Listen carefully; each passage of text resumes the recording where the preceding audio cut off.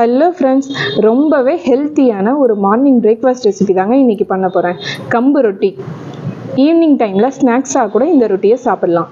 First அதுக்கு 1 cup கம்பை fine பவுடராக அரைச்சி வச்சுருக்கேன்.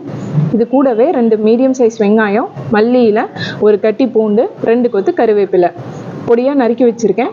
எல்லாமே சேர்த்துக்கலாம். நீங்கள் பச்சை மிளகாயும் சேர்த்துக்கோங்க, நான் இதில் சேர்க்கல. 1/2 டீஸ்பூன் சீரகம், தேவையான அளவு உப்பு சேர்த்து நல்லா கலக்கிக்கலாம். நல்லா கலக்கினதுக்கப்புறம் தண்ணி சேர்த்து மாவாக பிசைஞ்சிக்கலாம். உங்களுக்கு மாவு பிசையும் போது உருட்டி பாருங்கள். உருட்ட வரல அப்படின்னா 3 டேபிள் ஸ்பூன் கோதுமை மாவு சேர்த்து பிசைஞ்சுக்கோங்க, நல்லா வந்துடும்.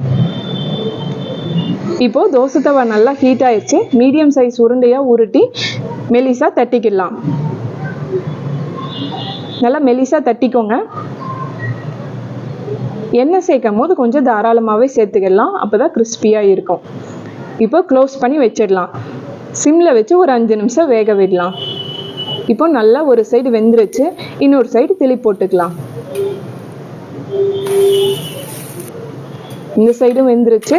சூப்பரான கம்பு ரொட்டி இப்போ ரெடி ஆயிடுச்சு. உங்கள் வீட்டு குட்டீஸ்க்கும் இந்த மாதிரி ரெடி பண்ணி கொடுங்க, ரொம்பவே விரும்பி சாப்பிடுவாங்க.